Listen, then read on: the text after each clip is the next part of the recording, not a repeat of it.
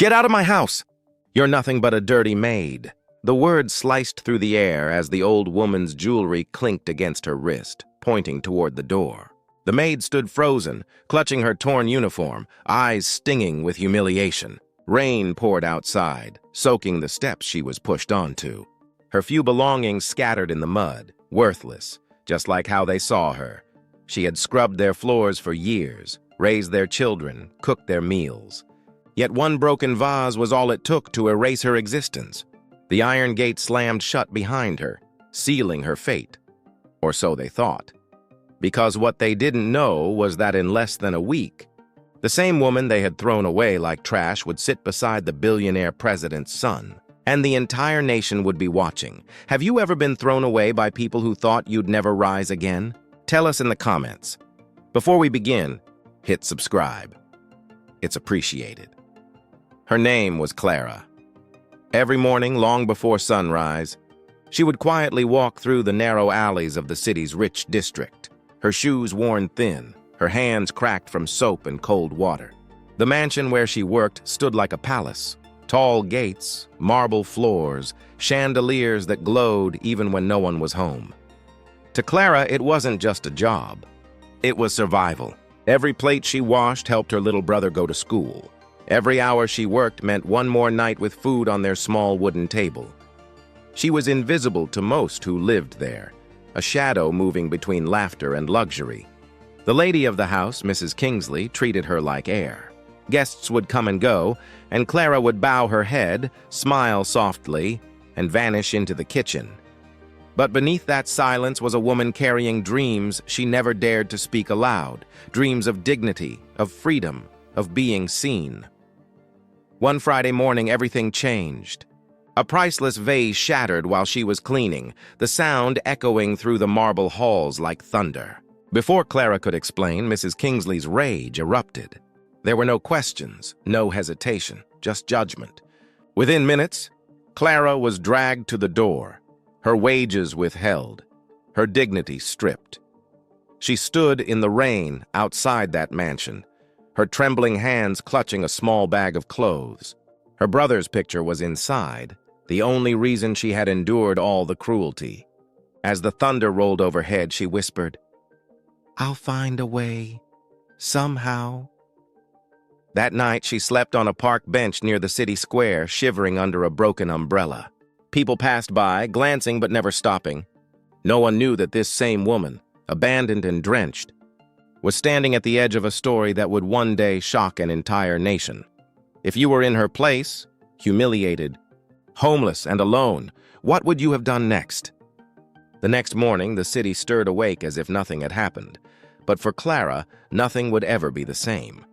Her stomach ached from hunger, her clothes still damp from the storm. She walked aimlessly, searching for work, for kindness, for anyone who'd look past her ragged clothes and tired eyes. But doors closed before she could finish her sentences. People turned away as if poverty were contagious. By midday, her legs gave out near a cafe that catered to the wealthy. She sat on the curb, clutching her bag tightly, afraid someone might take the only thing she had left. Inside the cafe, laughter and music spilled out onto the street. The smell of roasted coffee only deepened the emptiness in her stomach, and that's when it happened. A sleek black car pulled up to the curb.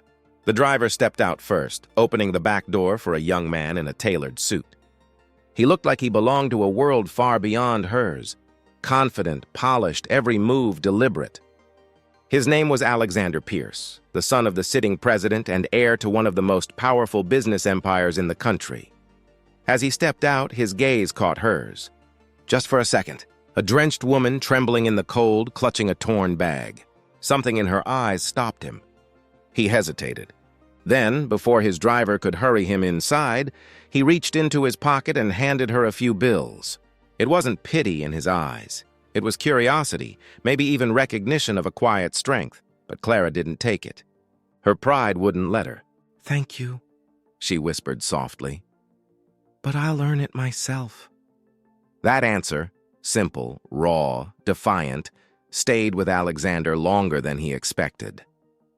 Hours later, while attending a board meeting with his father, he couldn't shake her face from his mind. That night, he sent someone to find her.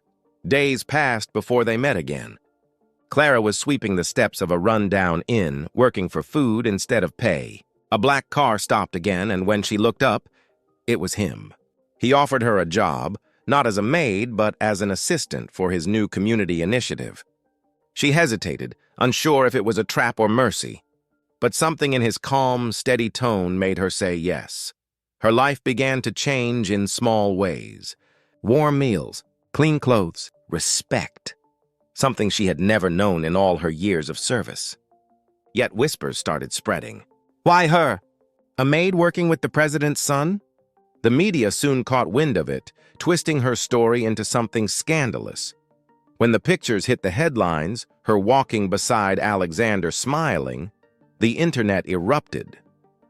The same elites who once ignored her now spat her name with disgust. Old employers came forward, calling her ungrateful, dangerous, manipulative. But Clara stood tall. For the first time, she wasn't cleaning someone else's mess. She was building her own future. Still, behind the fame and attention, a storm was brewing. The president's advisors began warning his son, "Stay away from her. She's a problem." His father's tone grew colder with every mention of her name. And when Alexander refused to back down, the truth of how far the powerful would go to protect their image was about to unfold in front of the whole world. The whispers turned into threats. Headlines screamed scandal.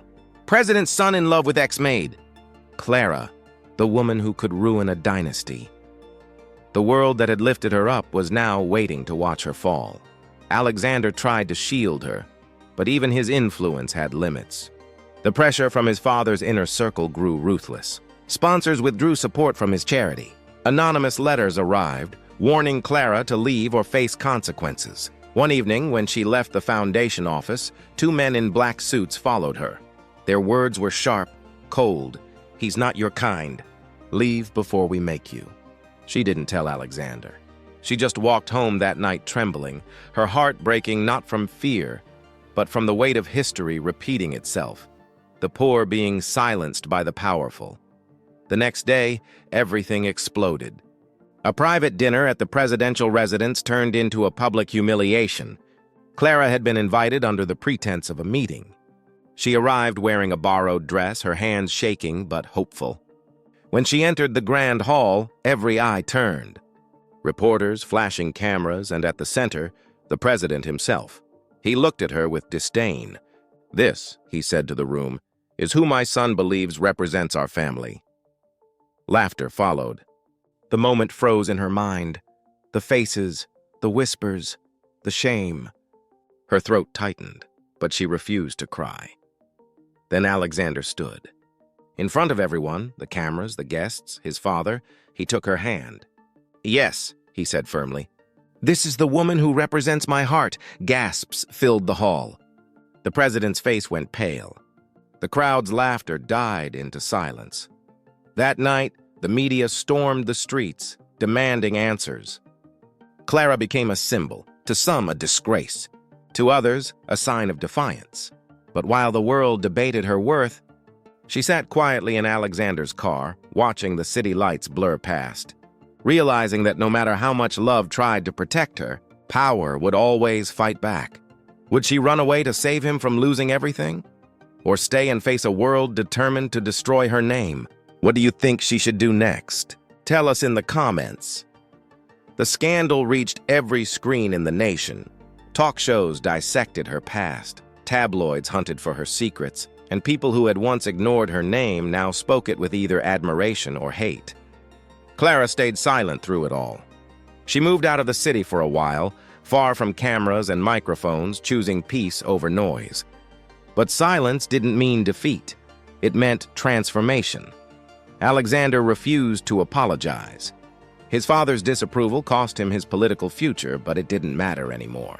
Together, they built something new, a foundation for women like Clara, those who had been humiliated, underpaid, or cast aside simply because of where they came from or the color of their skin. And as it grew, so did her voice. Months later, Clara stood on a stage before hundreds of people, the same kind of crowd that once mocked her. Her voice didn't tremble this time. "They called me worthless," she said softly. "But worth isn't something others give you. It's something you decide for yourself." The room fell silent. Even the cameras stopped feeling intrusive. They became witnesses. Mrs. Kingsley, the woman who had thrown her out, watched from her living room that night. She didn't move for minutes after the broadcast ended. Some say she wept. Clara never sought revenge. She sought redemption for herself and for those unheard. She proved grace outshines cruelty, and courage outlasts privilege. Asked what kept her going, she smiled. One act of kindness can change a life. It changed mine. Her story reminds us, dignity isn't bought, respect isn't inherited, and love can break barriers. How many lives could change if we looked beyond status, skin, and fear?